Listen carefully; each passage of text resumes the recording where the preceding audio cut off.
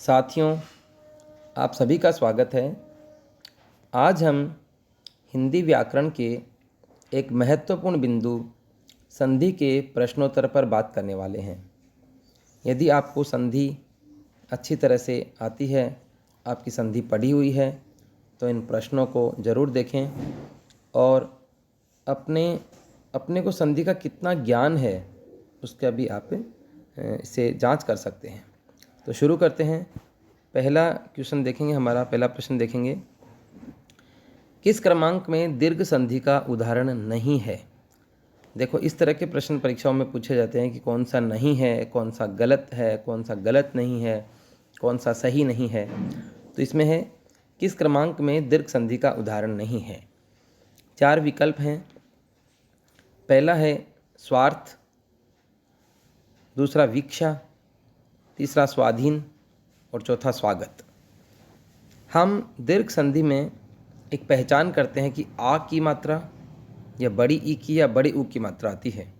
यहाँ पर चारों ही विकल्प में आ की मात्रा है। स्वार्थ में आ है, वीक्षा में ई है, ई की मात्रा आ रही है, स्वाधीन में भी आ है और स्वागत में भी आ है।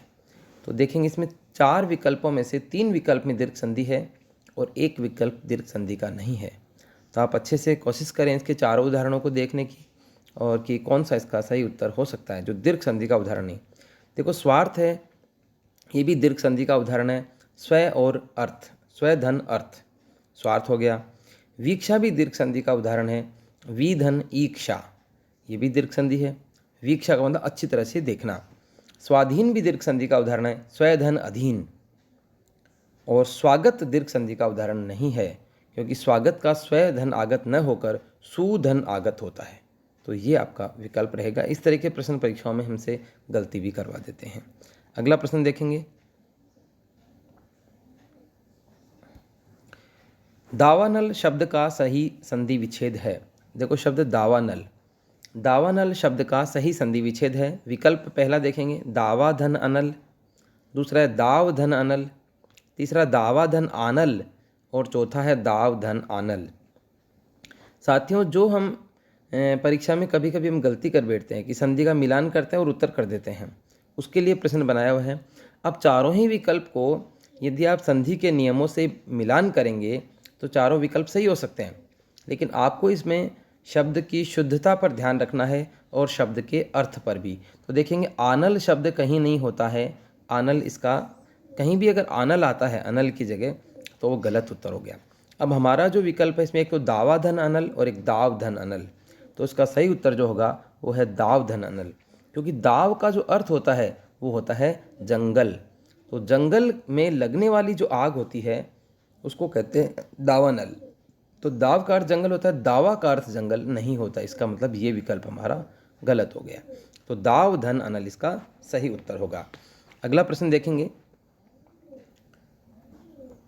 जगत धन शांति योग के योग से कौन सा शब्द बनेगा। ये व्यंजन संधि का उदाहरण है। जगत धन शांति के योग से कौन सा शब्द बनेगा।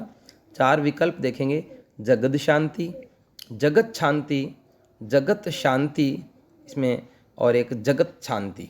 तो हमें बहुत ही अच्छे से इसको समझना होगा कि तय के बाद यदि शय आता है, तय के बाद यदि शय आता है तो तय तो बदल जाता है चय में और शय बदल जाता है छय में। इस संधि के नियम का जिसको पता है कि तय के बाद यदि शय आता है, तय या दय के बाद, तो तय या दय वो तो बदल जाता है चय में और शय बदल जाता है छय में। अगर ये नियम आपको पता है तो इसका उत्तर कर सकते हैं। तो इसका उत्तर कौन सा हो गया, जगत शांति। जगत शांति, चय और छय दोनों इसमें साथ में रहेंगे। अगला प्रश्न देखेंगे, किस क्रमांक में गुण संधि का उदाहरण है।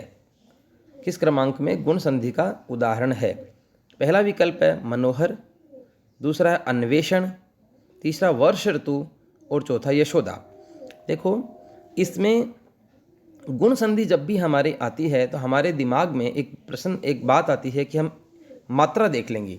यदि एक मात्रा आती है तो गुण संधि करेंगे। तो ऐसा हम हर जगह सही नहीं हो सकते, इसीलिए प्रश्न बनाया हुआ है। इसमें देखो, मनोहर शब्द है, हालांकि इसमें एक मात्रा आ रही है। अन्वेषण में भी एक है, यशोदा में भी एक है और वर्ष ऋतु में कोई मात्रा नहीं है। तो लेकिन हमें गुण संधि का उदाहरण ढूंढना है। तो मनोहर शब्द जो है ये विसर्ग संधि का उदाहरण है। मनः धन हर मनोहर, विसर्ग संधि में भी ओ की एक मात्रा बनती है। अन्वेषण अनु और अनुधन ऐषण, ये यण संधि का उदाहरण है। इसमें व के पहले आधन न भी आ रहा है, तो इसका मतलब यण संधि है। और यशोदा जो है वो यशः धन दा, ये भी विसर्ग संधि का उदाहरण है। वर्ष ऋतु आपका इसमें सही उत्तर होगा कि वर्षा धन ऋतु, यानी ए और आ के बाद में यदि री आता है, ऋ से ऋषि वाला री, तो वहाँ भी गुण संधि ही होती है। तो ये वर्ष ऋतु इसका सही उदाहरण होगा। वर्षा धन ऋतु दोनों शब्दों को संधि बनाने से शब्द बनता है। अगला प्रश्न देखेंगे, प्रश्न संख्या 5। किस क्रमांक में सही संधि नहीं है? देखेंगे किस क्रमांक में सही संधि नहीं है। संधि किसी भी कोई भी संधि हो सकती है, अपवाद भी हो सकता है, लेकिन हमें ये ध्यान करना कि गलत कौन सी है इसमें से। सही नहीं है मतलब गलत छांटनी है। तो पहला देखो, निधन रोग निरोग। दूसरा है प्रधन ऊढ़ प्रौढ़, अभिधन शेक सेक अभिषेक, और दिक धन अंबर दिगंबर।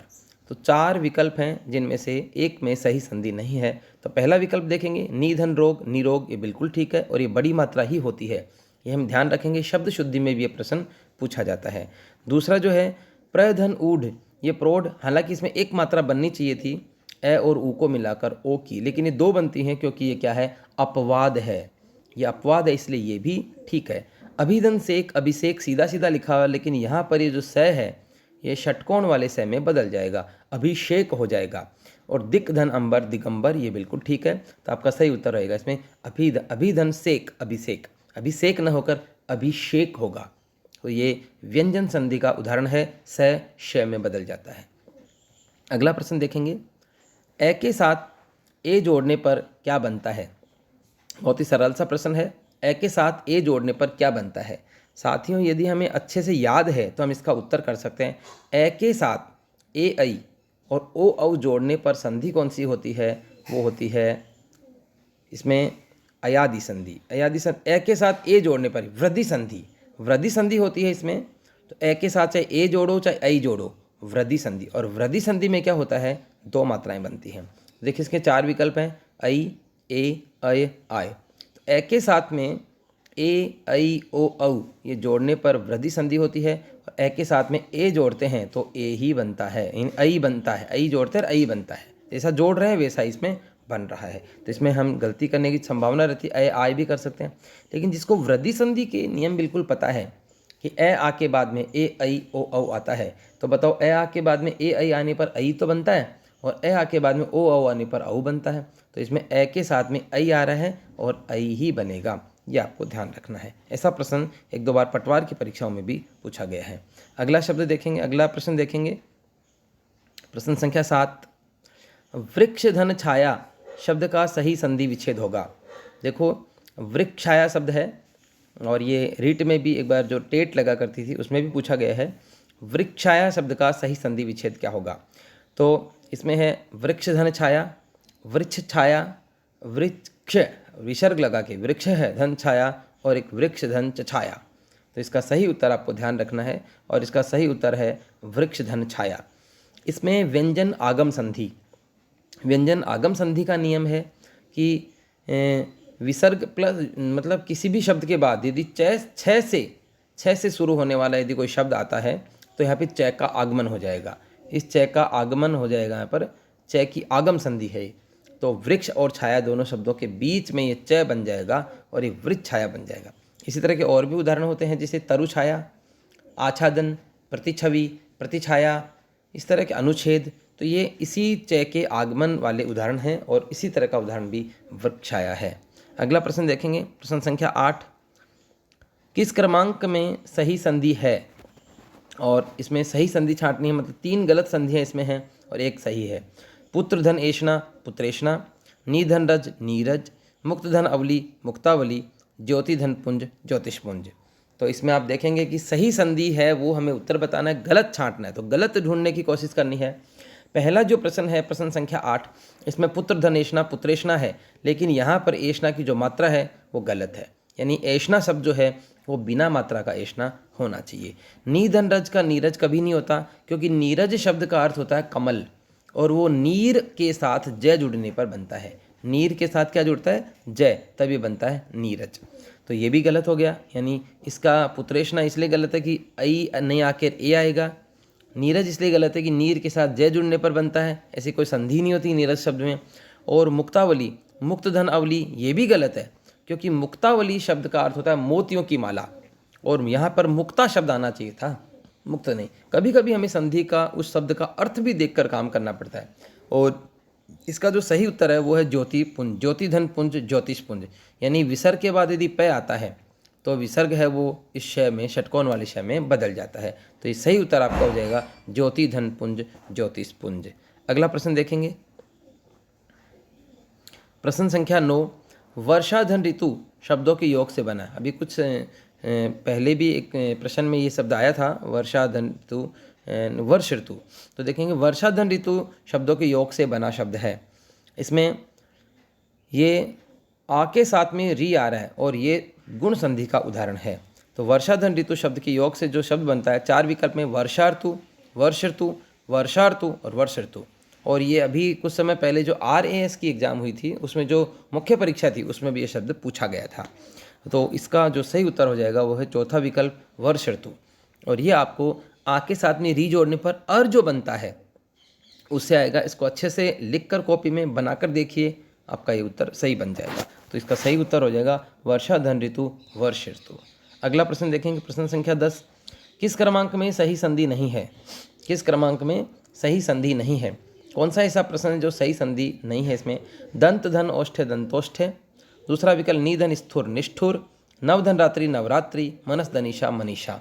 चारों ही विकल्प बिल्कुल ठीक ठीक लग रहे हैं, लेकिन एक विकल्प है जिसमें गलती है, तो देखेंगे। दंत धन ओष्ठे दंतोष्ठे बिल्कुल ठीक है, ये अपवाद है। दंतोष्ठ शब्द जो है वो अपवाद है। साथ ही मैं बता देना चाहता हूँ कि ओष्ठे शब्द जो है इसमें एक मात्रा वाला ओष्ठे भी सही होता है और 2 मात्रा वाला ओष्ठे भी सही होता है। निधन निष्ठुर, निष्ठुर भी ठीक है क्योंकि इसमें स्थ जो है वो स्ठ में बदल जाता है, इसमें मूर्धन्य हो जाता है, वो मूर्धन्यकरण हो जाता है उससे स्थ शब्द का, तो ये निष्ठुर बन जाता है। ये नवधन रात्रि नवरात्रि गलत है क्योंकि नवधन रात्रि नवरात्र होता है, नवरात्रि नहीं होगा, नवरात्र होगा। ये रात्रि रात्र में बदल जाएगा। और मनस दनिशा मनीषा, ये भी बिल्कुल ठीक है। हालांकि इसमें जो स है ये इसमें से गायब हो जाएगा और इसमें अस गायब होकर न के ही ई बन जाता है और मनीषा शब्द बन जाता है। ये आपको पुस्तक में देखना होगा कि किस तरह से बना हुआ है। इस प्रकार से आपका जो इसमें सही उत्तर हो जाएगा वो नवधन रात्रि नवरात्रि शब्द में सही संधि नहीं है। अगला प्रश्न देखेंगे, किस क्रमांक में वृद्धि संधि है? किस क्रमांक में वृद्धि संधि है? मतलब संधि तो सभी में है लेकिन वृद्धि संधि है। और वृद्धि संधि में हम क्या करते हैं, हमेशा देखते हैं 2 मात्रा आती है और वृद्धि संधि हो जाती है, लेकिन यहाँ तो चारों ही शब्दों में 2 मात्राएं हैं। तो वृद्धि संधि कहाँ है कहाँ नहीं है ये ध्यान करना है। शिश्वेक्य शब्द है एक, पहला देखेंगे विकल्प शिश्वेक्य, दूसरा प्रागैतिहासिक, तीसरा हितैषी, चौथा नैष्ठिक। तो चारों ही शब्दों में 2-2 मात्राएं हैं। तो शिश्वेक्य शब्द जो है इसमें यन संधि है, शिशु धन एक के। प्रागैतिहासिक शब्द जो है प्राक धन ऐतिहासिक और इसमें व्यंजन संधि है। और हितैषी शब्द है हित धन ऐसी, ये वृद्धि संधि का उदाहरण है। और नैष्ठिक में निष्ठा शब्द के इक प्रत्यय जुड़ा हुआ है, इसमें कोई संधि नहीं हो कि इक प्रत्यय का उदाहरण है, प्रत्यय का उदाहरण है। सही उत्तर हो जाएगा आपका हितैषी, हित धन ऐसी, यानी ए के बाद में इसमें ए आता है और आई में बदल जाता है। तो हितैषी इसका आपका सही उत्तर होगा। अगला प्रश्न देखेंगे, सही संधि है। अब किसमें सही संधि है देखेंगे, अहन धन रात्रि अहोरात्रि पहला विकल्प है, दूसरा लघुधन उर्मी लघु उर्मी, गुरुधन उपदेश गुरु उपदेश, भानुधन उदय भानुदय। 4 विकल्प हैं, इनमें से 3 गलत हैं और 1 सही है। तो आपका जो सही उत्तर है वो आपको छांटना है। देखो, अहन धन रात्रि अहोरात्रि न होकर अहोरात्र होता है क्योंकि रात्रि रात्र में बदल जाता है। लघुधन उर्मी भी गलत है क्योंकि यहाँ पर उर्मी में जो ऊ है ये छोटा है जबकि उर्मी में ऊ बड़ा आना चाहिए। हमें संधि को देखते समय उसकी मात्रा का और उसके अर्थ का भी ध्यान रखना होता है। गुरुधन उपदेश शब्द में जो गुरु उपदेश जो बना है इसमें जो ऊ की जो मात्रा है ये बड़ी आनी चाहिए थी क्योंकि छोटा ऊ और छोटा ऊ मिलकर बड़ा ऊ बन जाता है। और भानुधन उदय जो है वो बिल्कुल ठीक है, भानु के साथ उदय जुड़ा और भानुदय ये बड़ी मात्रा हो गई, बिल्कुल ठीक है। तो भानुदय इसका सही उत्तर होगा। अगला प्रश्न देखेंगे, बहुत बारीकी से इनको देखना है, ऐसे ही प्रश्न हमारे परीक्षाओं में पूछे जाते हैं। अगला प्रश्न देखेंगे, किस क्रमांक में यण संधि है? तो इसमें 4 विकल्प देखेंगे। यण संधि किस में है ये हमें छांटना है। इसमें से इत्यलम, स्वैच्छिक, स्वाधीन और स्वरचित। तो इसमें यण संधि में क्या विशेषता होती है? यह और वह के पहले वाला आधा आता है। और यहाँ पे हमने जो जितने भी उदाहरण लिए इसमें एक खास बात ध्यान रखी, यह और वह के पहले आधा ही आ रहा है, लेकिन हमें फिर भी ये देखना है कि एक ही प्रश्न इसमें से सही है। तो देखेंगे इसमें एक पहला हमारा विकल्प है इत्यलम, और दूसरा है स्वैच्छिक, तीसरा है स्वाधीन और चौथा है स्वरचित। तो देखेंगे इसमें से कि यण संधि किस में है। तो आपका यण संधि इसमें है इत्यलम शब्द में। इति धन अलम, ई के बाद में असमान स्वर आ रहा है, इत्यलम इसका सही सब जो है उत्तर है। स्वैच्छिक इसलिए नहीं होगा कि स्व और इसमें इच्छा, स्व इच्छा और इक शब्द बना है, तो स्व शब्द इसमें मूल रूप से है, इसलिए ये इसमें नहीं होगा। और इसके बाद में स्वाधीन भी नहीं होगा, स्व धन अधीन, खुद के अधीन होता है, स्व शब्द मूल रूप से है, और स्वरचित में कोई संधि भी नहीं है। तो इसका बहुत अच्छे से देखना है कि चारों ही उदाहरणों में देखने से हमें यण संधि लगती है, लेकिन यण संधि केवल इत्यलम शब्द में है और बाकी में नहीं है, क्योंकि स्व, स्व और स्व तीनों शब्दों में स्व शब्द मूल रूप से है जो अपने अर्थ में आता है। इसके बाद अगला प्रश्न देखेंगे, कौन सा सही संधि का उदाहरण है? इस तरह का प्रश्न भी से आपके सब इंस्पेक्टर परीक्षा में पूछा गया था। अंबुधन उर्मी, सही संधि बतानी है। अंबुधन उर्मी, दूसरा भी अंबुधन उर्मी है, तीसरा अंबुधन उर्मी और चौथा अंबुधन उर्मी। चारों ही विकल्पों में अंबुधन उर्मी शब्द है और अंबुधन उर्मी से ही अंबुर्मी शब्द बना है। तो इसमें इसका उत्तर नहीं बताया क्या है, लेकिन यहाँ पर देखा कि गलती कहाँ है, इसके आधार पर इसको छांटा गया है। पहला जो शब्द है इसमें उर्मी जो है उसमें ऊ जो है वो छोटा आ रहा है, इसका मतलब एक गलत है। दूसरा है इसका सही उत्तर है अंबुधन उर्मी, बिल्कुल ठीक है। तीसरे में अंबु की मात्रा गलत करी गई है, बड़ी करी गई है, और चौथे में भी अंबु की मात्रा गलत है। देखो, अंबु का अर्थ होता है पानी और उर्मी का अर्थ होता है लहर। अंबु में छोटी मात्रा रहेगी और उर्मी में ऊ के बड़ी मात्रा रहेगी। इसका मतलब जो इसमें मात्रा का जिसको ध्यान है वो इसका सही उत्तर कर सकता है, अंबुधन उर्मी, अंबुर्मी। अगला प्रश्न देखेंगे, प्रश्न संख्या 15। किस क्रम में सही संधि नहीं है? किस क्रम में सही संधि नहीं है ये हमें ध्यान करना है। कहाँ संधि सही नहीं है? रजनी धन ईश, रजनीश बना हुआ है। अपधन ईक्षा, अपेक्षा बना हुआ है। देवी धन अर्पण, देव्यर्पण है। और मात्र धन आज्ञा, मात्र आज्ञा बना हुआ है। देखने में चारों ही ठीक लगेंगे और इसमें अच्छे से देखेंगे कि गलती है एक जगह और वो हमें पकड़नी है। संधि में बहुत बारीक काम होता है, बहुत अच्छे से हमारी नज़र होनी चाहिए। तो देखो, इसमें जो है रजनी धन ईश, रजनीश ठीक लग रहा है। अपधन ईक्षा, अपेक्षा भी ठीक है। देवी धन अर्पण, देवी अर्पण भी ठीक है। रजनी शब्द दीर्घ संधि का उदाहरण है। अपेक्षा गुण संधि का उदाहरण है। देव्यर्पण यण संधि का उदाहरण है। और यहाँ इसका जो आपका सही उत्तर हो जाएगा मात्र धन आज्ञा, मात्र आज्ञा नहीं होगा। यहाँ पर मात्र शब्द इस तरह से न आकर ये मात्र शब्द है वो इस तरह माता वाला मात्र शब्द आना चाहिए। तो मात्र धन आज्ञा, मात्र आज्ञा यानी माता की आज्ञा, ये आपका सही उत्तर होगा। अगला प्रश्न देखेंगे, प्रश्न संख्या 16। कौन सा व्यंजन संधि का उदाहरण है? व्यंजन संधि का उदाहरण कौन सा है वो हमें जानना है। पहला प्रश्न देखेंगे, इसमें निसंदेह है, निसंदेह, दूसरा हरिश्चंद्र, तीसरा सदिच्छा और चौथा बहिष्कार। तो हमें व्यंजन संधि किस में है ये पता होना चाहिए, और 3 विकल्प ऐसे होंगे जिसमें व्यंजन संधि नहीं है। तो देखेंगे, निसंदेह शब्द में व्यंजन संधि नहीं, विसर्ग संधि है। निधन संदेह, निसंदेह। दूसरा शब्द है हरिश्चंद्र, हरिधन चंद्र, और इसमें भी कौन सी संधि है? विसर्ग संधि है। तीसरा जो है सदिच्छा, ये आपका सही उत्तर होगा। सदिच्छा में ही व्यंजन संधि है। सत्य धन इच्छा, और तय जो है वो घोष आने के कारण दय में बदल जाता है, तो सदिच्छा इसका सही रहेगा। और बहिष्कार है बहिधन कार, यानी इसमें भी विसर्ग लगा हुआ, ये भी विसर्ग संधि का उदाहरण है। तो हमारा जो सही उत्तर है वो सदिच्छा होगा। सदिच्छा, सदुपयोग, इसी तरह के उदाहरण है जो व्यंजन संधि के हैं। सत्य धन इच्छा, इसमें तय है जो व्यंजन जो किस में बदल जाता है? दय में बदल जाता है। बाकी तीनों ही उदाहरण विसर्ग संधि के हैं। अगला प्रश्न देखेंगे, प्रश्न संख्या 17। परास्त शब्द का सही संधि विच्छेद है। परास्त, परास्त शब्द का सही संधि विच्छेद कौन सा है? परधन अस्त, पराधन अस्त, परधन आस्त, पराधन आस्त। ये भी उसी तरीके का प्रश्न हो गया। यानी इसमें 4 विकल्पों को अगर हम जोड़ते हैं तो परास्त शब्द ही बनेगा, लेकिन हमारा सही उत्तर क्या है ये हमें आना चाहिए। पहला देखो, इसमें परधन अस्त, दूसरा पराधन अस्त, परधन आस्त, पराधन आस्त। तो एक चीज़ तो हमें दिख रही है कि आस्त शब्द कभी हम देखते नहीं है तो गलत हो जाएगा। आस्त तो हमारा उत्तर रहेगा ही नहीं। इसमें देखो परधनस्थ और पराधनस्थ, तो आपका सही उत्तर हो जाएगा पराधनस्थ।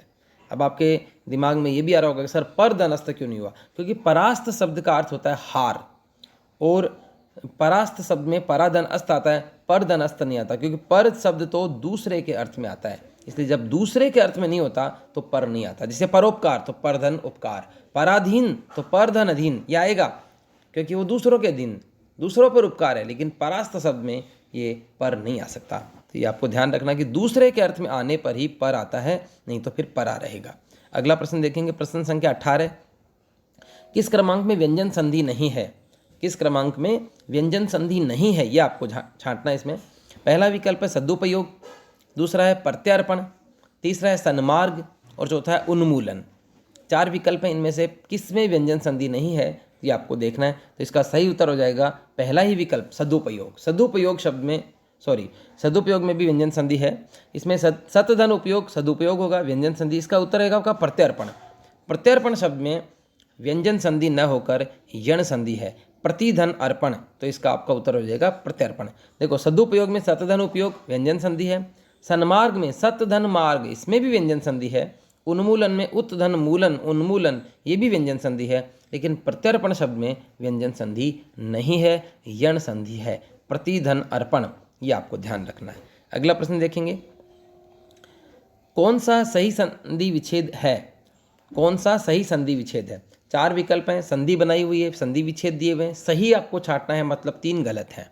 तो देखेंगे पहले, वधुधन उत्सव वधुत्सव, सतीधन ईश सतीश, नारीधन उद्धार नारी उद्धार, हरिधन चंद्र हरीशचंद्र। तो आपके 4 विकल्प हैं, इनमें से आपको चारों को देखना है कि कौन सा इसमें सही संधि विच्छेद है। तो इसमें आप देखेंगे पहला जो विकल्प है वधुधन उत्सव में, ये वधु शब्द जो है ये गलत है, क्योंकि वधु में जो मात्रा है वो बड़ी आएगी, इसमें छोटी मात्रा दे रखी है। सतीधन ईश जो है, इसमें ईश शब्द में बड़ी मात्रा आएगी, जो यहाँ छोटी करी हुई है, यानी ये भी इसलिए गलत हो गया। वधुत्सव इसलिए गलत है कि वधु की मात्रा छोटी है, वो गलत है, बड़ी आनी चाहिए। सतीश में ईश की मात्रा बड़ी आनी चाहिए, जो छोटी दे रखी है, इसलिए गलत है। नारीधन उद्धार, ये आपका सही उत्तर इसमें रहेगा, नारीधन उद्धार नारी उद्धार ही रहेगा, और ये यण संधि का उदाहरण है। और हरिधन चंद्र हरीशचंद्र बनेगा, लेकिन यहाँ पे शय जो है, ये शय ये आधा रहेगा, और ये विसर्ग संधि में जो विसर्ग है वो शय में बदलता है, लेकिन आधे शय में बदलता है, पूरे में नहीं बदलते। यहाँ पूरे में बदला हुआ है, इसका मतलब ये गलत है। बहुत अच्छे से आपको इसको देखना था। अगला जो प्रश्न है वो देखें, तो इसका सही उत्तर हो जाएगा नारी उद्धार, तीसरे नंबर का विकल्प। अगला प्रश्न देखेंगे, किस शब्द में सही संधि है? किस शब्द में सही संधि है? पोधन अन पवन, गोधन इंद्र गवेंद्र, होधन अन हवन, नेधन इक्का नायिका। 4 इसके विकल्प हैं, तो चारों में से आपको एक सही संधि है जो छांटनी है, ये अयादि संधि के उदाहरण है। तो पहला देखेंगे, पोधन अन पवन नहीं होता, पावन होता है, इसका मतलब पहला क्या होगा, गलत हो गया। पोधन अन पवन नहीं होकर पावन बनना चाहिए। गोधन इंद्र गवेंद्र ये अपवाद है, और यही इसका सही उत्तर है, लेकिन हम अगले पर भी बात करेंगे। ये अपवाद है, यदि आपको अपवाद की जानकारी है तो इस प्रश्न को कर सकते हो, नहीं तो नहीं। होदन अन हवन नहीं होकर हावन बनना चाहिए, क्योंकि हवन के लिए तो इसमें एक मात्रा ही रहेगी। यहाँ हवन शब्द तभी बनेगा जब यह मात्रा एक, और पवन भी तभी बनेगा जब यह एक मात्रा हो, और 2 मात्रा होने पर पावन बनेगा। नेधन इका नायिका, तो नायिका शब्द के लिए संधि विच्छेद के लिए यहाँ जो मात्राएं हैं 2 होनी चाहिए, नई 2 मात्राएं होनी चाहिए, नई धन इक्का नायिका। तो आपका जो इसमें उत्तर रहेगा वो गवेंद्र शब्द है, गोधन इंद्र। वैसे गोधन इंद्र भी गविंद्र बनना चाहिए, लेकिन ये अपवाद होने से एक गवेंद्र बन जाता है। अपवाद में हम नियमों का ध्यान नहीं रखते, केवल उस शब्द का कि अपवाद है या नहीं है ये हमें ध्यान होना चाहिए। तो इसका सही उत्तर रहेगा दूसरा विकल्प गवेंद्र। अगला प्रश्न देखेंगे, किस क्रमांक में सही संधि विच्छेद है? किस क्रमांक में सही संधि विच्छेद है? इसमें देखेंगे 3 विकल्प इसमें गलत, एक सही है। सरयुधन उर्मी सरयुर्मी, दूसरा है वधुधन उल्लास वधुल्लास, तीसरा ऊपरी धन उक्त उपयुक्त, और चौथा निधन रोगी निरोगी। तो 4 विकल्प हमें देखने हैं, इसमें से 4 विकल्प में गलत कौन सा है, और एक सही होगा। तो सरयुधन उर्मी सरयुर्मी ठीक है, लेकिन यहाँ पर सरयू की मात्रा गलत है, इसमें छोटी मात्रा करके बड़ी आएगी। वधुधन उल्लास में वधु की मात्रा गलत है, क्योंकि वधु की मात्रा बड़ी होती है, जो छोटी आ रही कर रखी इसमें। ऊपरी धन उपयुक्त उपयुक्त इसमें बिल्कुल ठीक उत्तर इसका। और निधन रोगी निरोगी कभी नहीं होता, विसर्ग लगता है इसमें, और निरोगी में मात्रा भी बड़ी होती है, तो ये भी गलत है।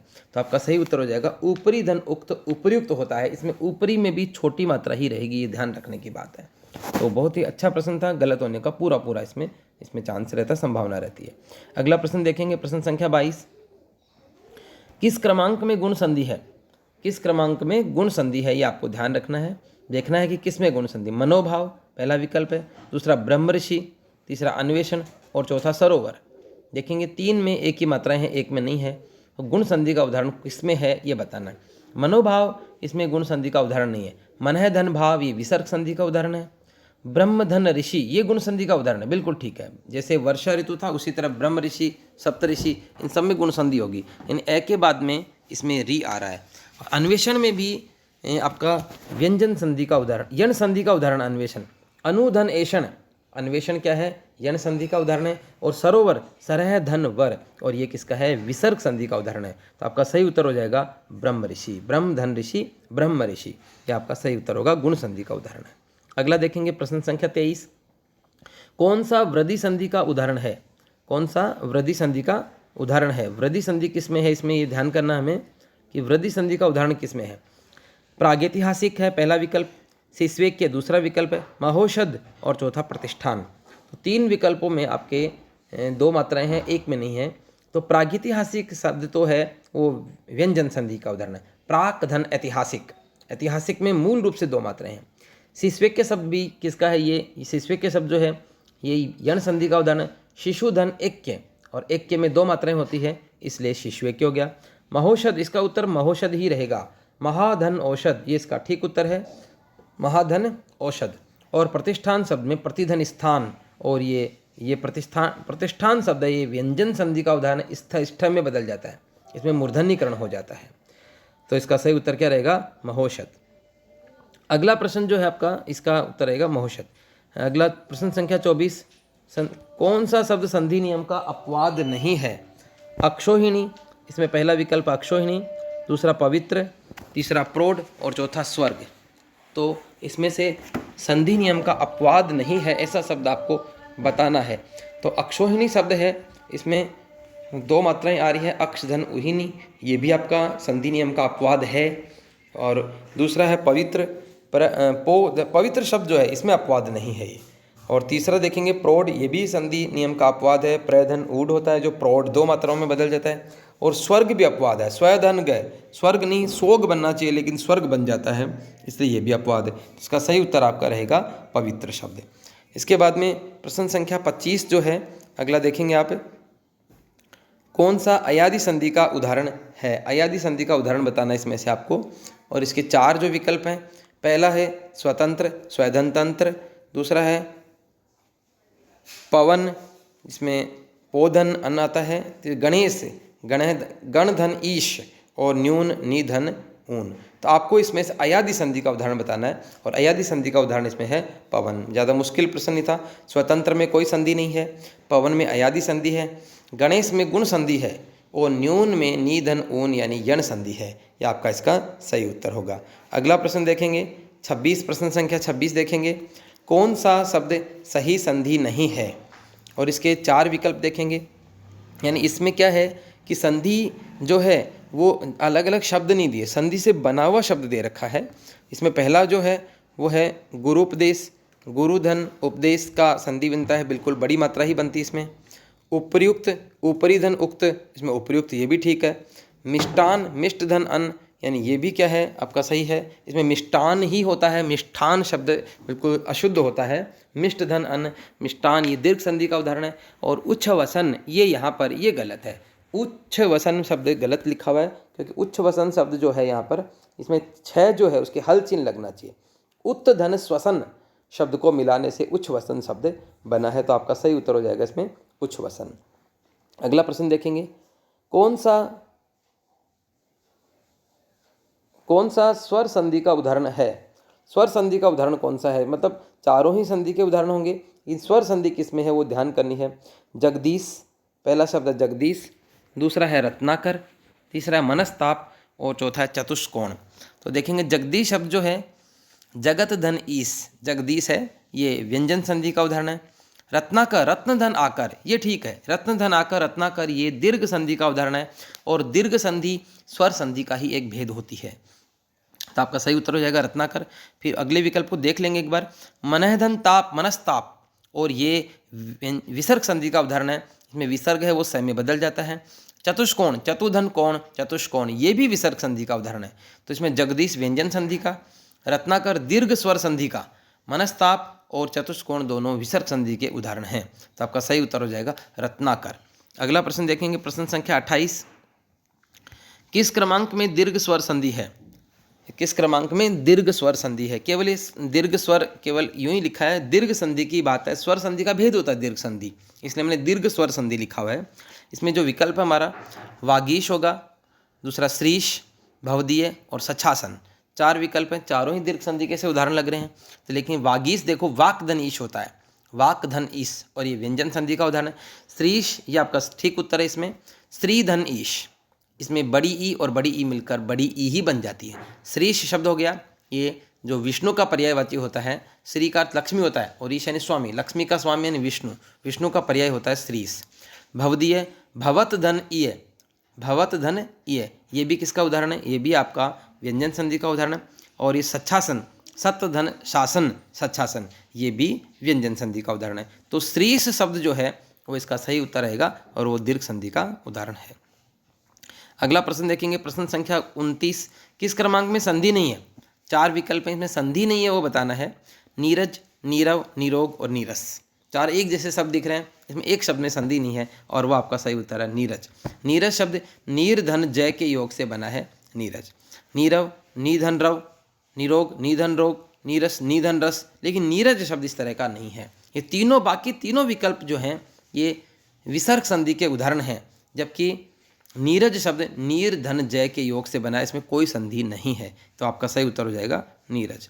अगला प्रश्न संख्या 30 देखेंगे, कौन सा संधि से बना शब्द नहीं है? कौन सा संधि से बना शब्द नहीं है? इसमें कौन सा संधि से बना शब्द सही है? सही शब्द कौन सा, मतलब संधि से ही बने चारों, लेकिन सही कौन सा है? गलत है बाकी इसमें 3।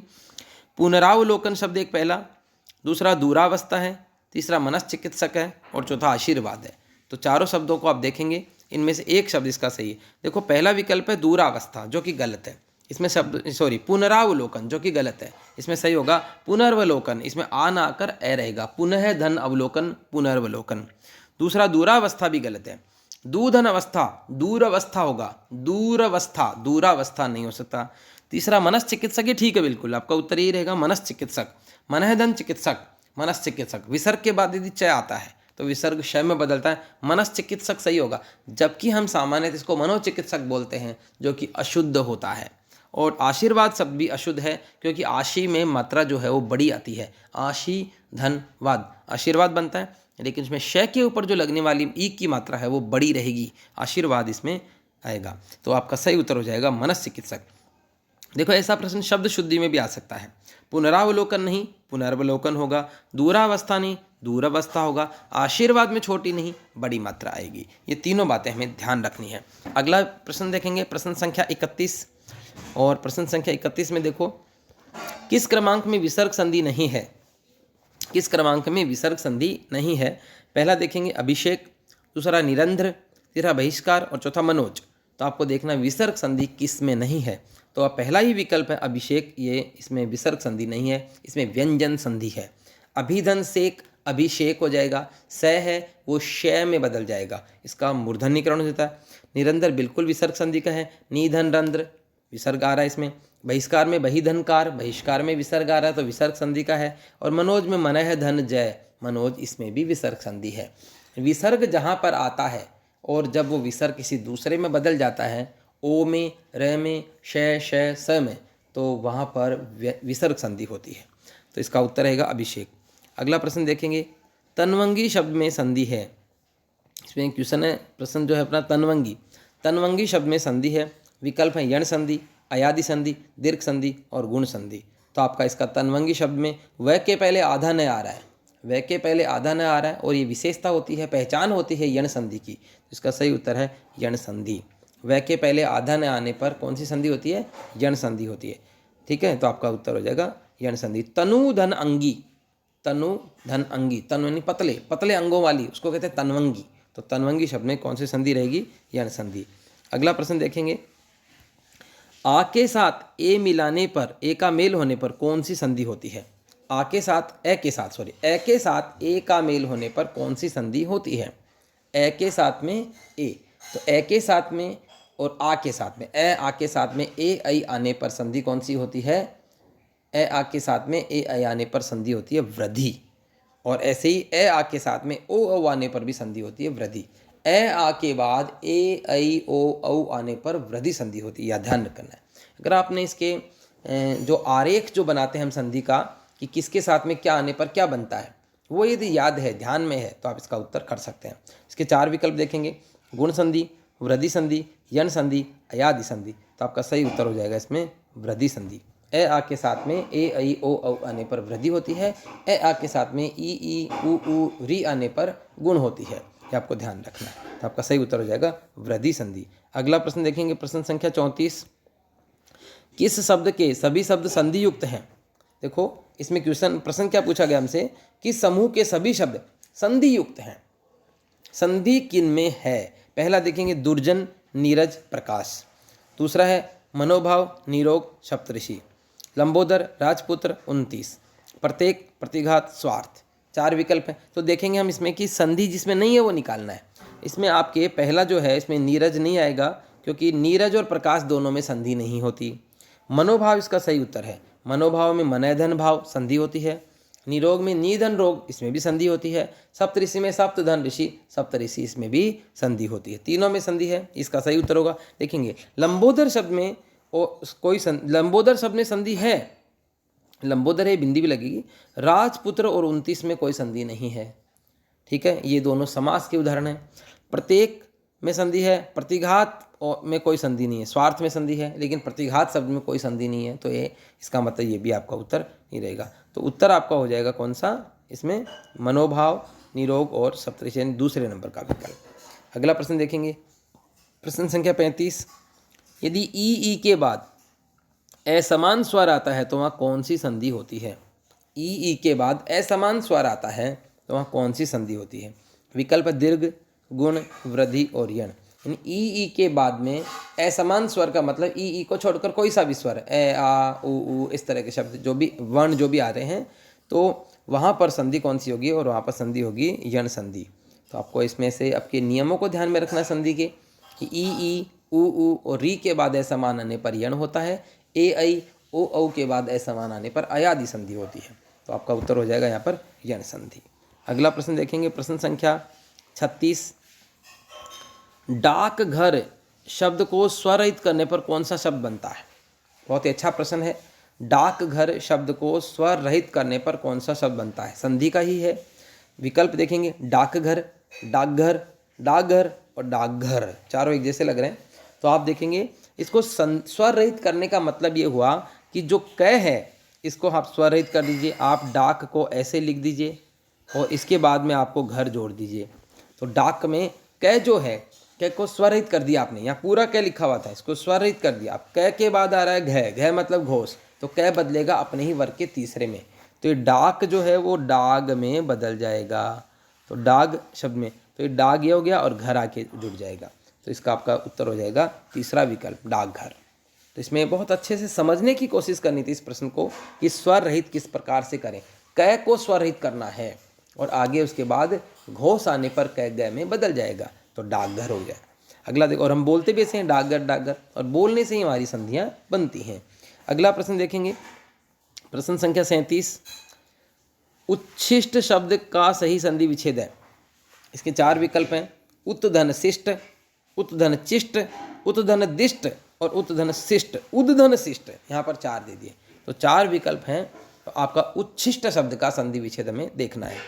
तो पहला ही विकल्प इसका सही उत्तर रहेगा उत्धन शिष्ट। तय के बाद यदि स आता है तो तय तो च में बदलता है और श छ में बदलता है। यहाँ भी इसी तरह का नियम लग रहा है, द के बाद स आ रहा है, लेकिन हम उद्ध नहीं करते हैं, उत ही करते हैं। उत ही परीक्षाओं में सही माना जाता रहा है। तो आपका उत्धन शिष्ट इसका सही उत्तर हम करेंगे।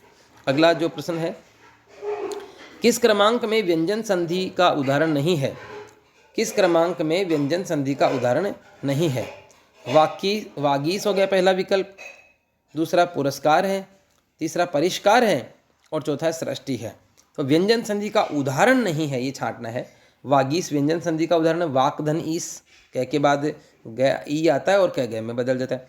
पुरस्कार, पुरह धनकार, ये विसर्ग संधि का उदाहरण है, यानी ये ही आपका उत्तर रहेगा, व्यंजन संधि का उदाहरण नहीं है। पुरह धनकार पुरस्कार। परिष्कार भी व्यंजन संधि का उदाहरण है, परिधनकार, परिष्कार इसमें शय का आगमन हो जाता है। और सृष्टि ये भी व्यंजन संधि का उदाहरण है, सृष धन ती, ये तय जो है वो टाइम में बदल जाता है, तो ये भी आपका सही उत्तर। तो उत्तर रहेगा आपका पुरस्कार, पुरह धनकार पुरस्कार क्या है, व्यंजन संधि का उदाहरण न होकर विसर्ग संधि का उदाहरण है। अगला प्रश्न संख्या 39 देखेंगे आप। कौन सा संधि विच्छेद सही नहीं है, कौन सा संधि विच्छेद सही नहीं है। प्रत्येक प्रतिधन एक, रमेश रमाधन ईश, सन्मार्ग सदधन मार्ग और प्रतिष्ठान प्रतिधन स्थान, चार है, इनमें से एक सही नहीं है, वो छांटना है। देखो प्रतिधन एक प्रत्येक ठीक है बिल्कुल, रमाधन ईश रमेश भी ठीक है। ये सतधन मार्ग सन्मार्ग होता है, सदधन मार्ग नहीं, तो ये आपका उत्तर रहेगा। यानी सद की जगह आपके क्या आना चाहिए था, सत आना चाहिए था। और प्रतिष्ठान बिल्कुल ठीक है, प्रतिधन स्थान स्थ इष्ट में बदल जाता है। अगला जो प्रश्न है प्रश्न संख्या 40 जो है वो देखेंगे। कौन सा संधि शब्द गलत है, गलत संधि शब्द बताना है। मातृधन उपदेश, मातृपदेश भी ठीक है। तपह धन वन तपोधन, तपोवन भी ठीक है इसमें, तपह धन वन तपोवन भी ठीक है।